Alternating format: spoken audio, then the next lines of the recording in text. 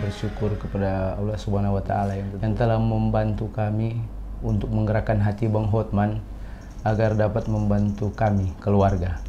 Nggak tahu lah kalau seandainya nggak ada Hotman 911 ini seperti apa nantinya. Nggak percaya, senang, ya nggak bisa dibilang dengan kata-kata sebenarnya. Saya sejauh ini masih ada di sini, masih berdiri di sini untuk anak saya, Bu. Yang lebih menyakitkan, saya seakan di rumah sakit itu hanya menunggu kematiannya, karena setiap harinya dia menurun dan menurun. Mungkin juga kalau dia hidup, Bu, sudah tidak ada masa depannya karena dia sudah lumpuh, buta. Kami sekeluarga yakin Bang Hotman dapat membantu kasus adik ini. Amin. Sepenuhnya. Karena kami yakin doa kami selama ini pasti Allah jawab melalui Bang Hotman. Jadi pendapat kami, Bu, untuk Bang Hotman 911 ini itu sangat bijaksana yang diambil oleh Bang Hotman untuk bisa membuat Hotman 911. Karena untuk membantu masyarakat yang kecil seperti kami ini, di mana untuk mencari keadilan kami sangat sulit mau mengeluh kemana. Tiba-tiba ada Hotman 911 ini untuk membantu masyarakat kecil yang tidak mendapat keadilan yang benar sesuai dengan apa yang mereka alami. Jadi kami berharap dan kami doa semoga Hotman 911 ini bisa terus berjalan dan bisa mengungkap semua kasus-kasus yang rumit. Itu saja harapan kami. Oke, yang pertama adalah ini Ibu Hedi ya. Ibu Hedi dari Manado. Putrinya meninggal masih umur 10 tahun. Ini belum ada hasil penelitian yang komplit. Ibu ini mengaku katanya bahwa anaknya itu dugaan korban pemerkosaan dan juga dianiaya, dugaan. Tapi belakangan oleh yang berwenang diumumkan bahwa adalah meninggal karena leukemia.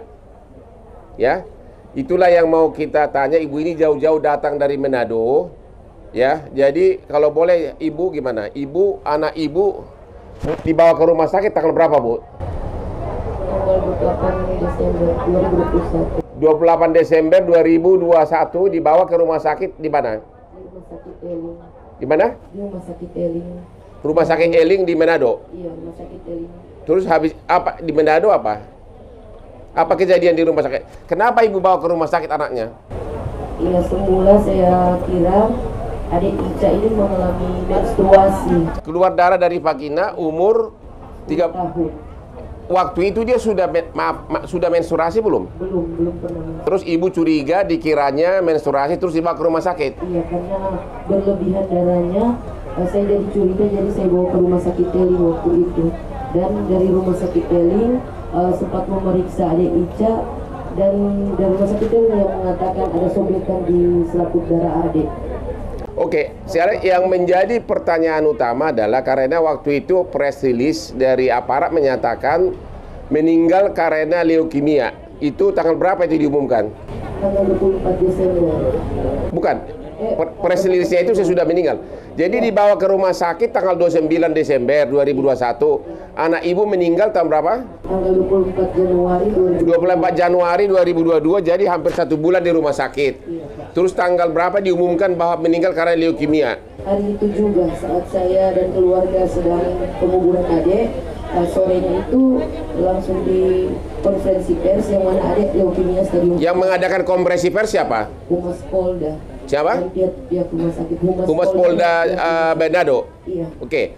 Ibu mengatakan bahwa selama di rumah sakit dokter menyatakan bahwa yang putri Ibu alami adalah pendarahan di otak.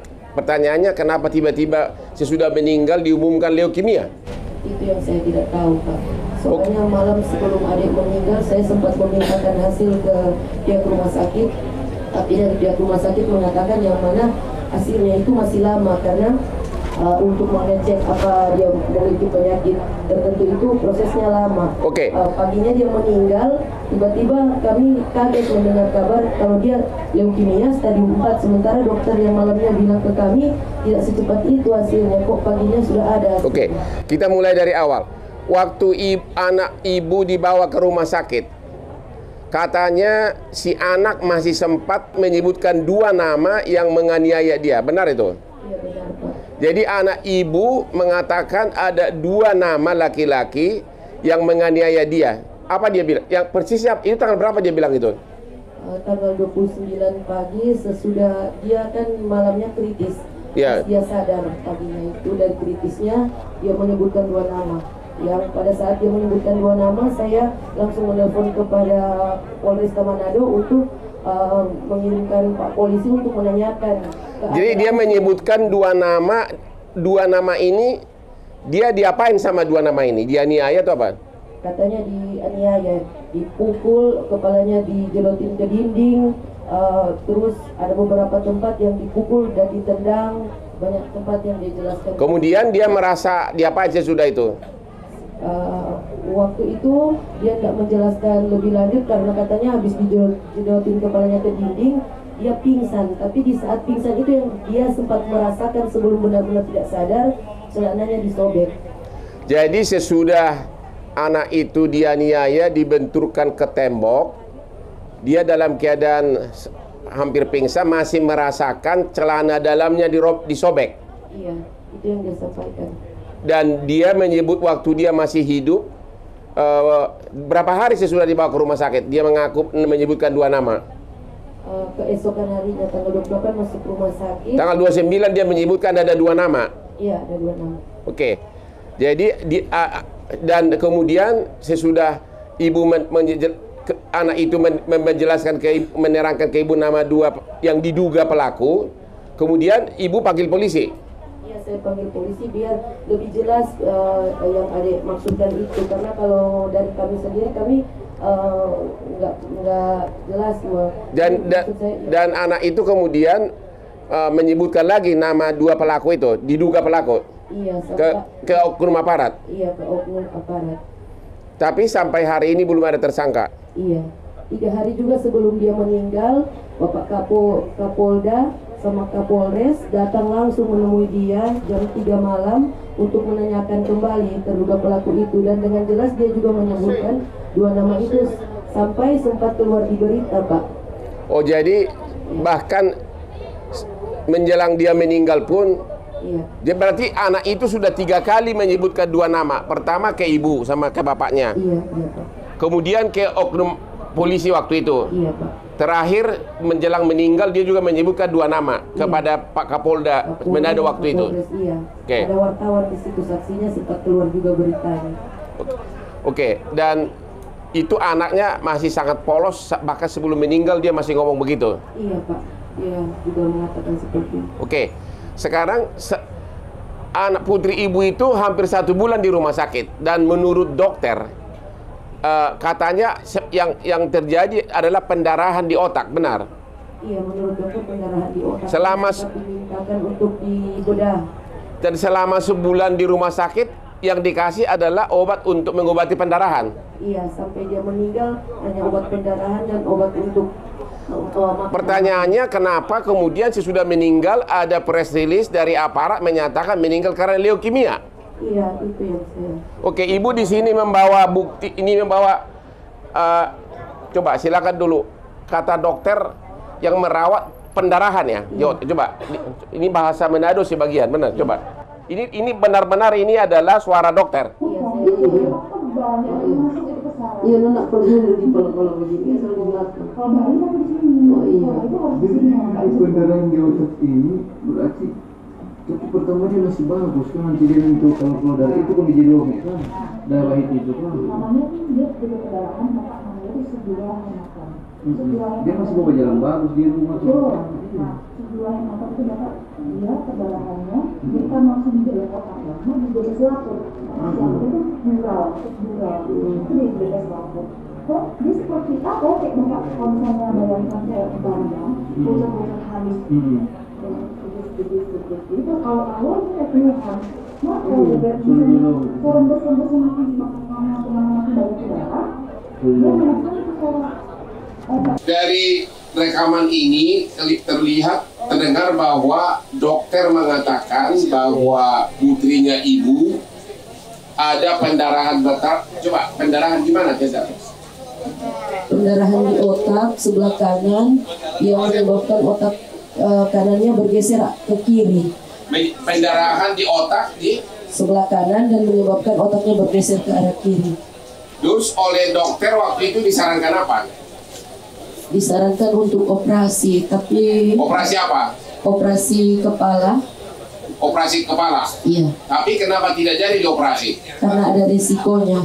Yaitu Kalau apa? dia selamat bisa lupa ingatan, tapi kalau tidak dia bisa meninggal. Selama putri dan ibu dirawat, yang dikasih oleh dokter adalah obat pendarahan otak. Iya, obat pendarahan. Tidak ada obat leukemia, Tidak antibiotik. ada obat leukemia. Iya. Obat itu sempat saya foto dan saya cari di Google, gunanya untuk meredakan pendarahan. Dan ada juga ibu pegang hasil ronsen. Iya, saya Jadi pegang. otaknya itu. Yang hasil ronsen ini yang dikeluhkan adik di bagian dada juga sempat dipukul. Jadi kalau yang itu ada hasil ronsennya, kalau yang scan kepala itu cuma dikasih dokter secara diam-diam karena di rumah sakit tidak bisa sembarangan dikasih. Jadi ada 3 di sini pertanyaannya. Yang pertama, ibu merasa bahwa putrinya ibu diperkosa dan sudah ada hasil visum. Kurang tahu, Pak. Dan semula ibu menganggap itu adalah menstruasi, tapi karena putrinya ibu baru 10 tahun, Iya, belum menstruasi. iya. Yang kedua, masalah ibu mengatakan bahwa meninggalnya bahwa selama dirawat itu adalah obat karena pendarahan di otak. Iya. Dan tapi sesudah meninggal, oknum aparat menyatakan meninggal karena leukemia. Iya, Pak. Selama sebulan dirawat pernah nggak dikasih obat leukemia? Tidak pernah sama sekali. Tidak pernah. Yang dikasih apa? Obat pendarahan. Pendarahan otak. Iya. Bahkan diminta dioperasi. Iya. Oke. Jadi inilah yang perlu diperhatikan, dan kami menyarankan sebaiknya kasusnya ibu ini dibuka lagi, kasusnya putrinya ini dibuka lagi penyelidikannya, ya. Terima kasih. Dan terhadap 2 terduga yang putri ibu menyebutkan namanya, hari ini belum ada proses lebih lanjut, masih belum ada tersangka sama sekali. Iya, Pak. Karena saya saksikan sendiri berapa kali saya sempat bertemu dia di jalan. Ya, Sempat jalan-jalan bersama teman-temannya. artinya belum ada tersangka sampai sekarang. Iya. Terima kasih. Kita nanti akan menyurati lembaga terkait dan kita tidak boleh menyebutkan nama di sini. Apa himbauan ibu untuk kasus ibu ini? Iya, saya minta kepastian hukum untuk anak saya agar Ibu. dibuka kembali. Ya. Karena ibu yakin putri ibu diduga kekerasan seksual atau apa? Iya, Pak. Diduga kekerasan. Yang pertama kekerasan seksual, dan yang kedua ibu merasa bahwa putri ibu itu adalah korban penganiayaan karena menurut dokter tadi rekamannya sudah ada, Iya. ada jelas-jelas kata dokter pendarahan di otak. Iya. Dan jadi ibu tidak setuju bahwa putri ibu meninggal karena leukemia, Iya, Pak. dan selama perawatan tidak pernah dikasih obat leukemia. Iya, tidak pernah.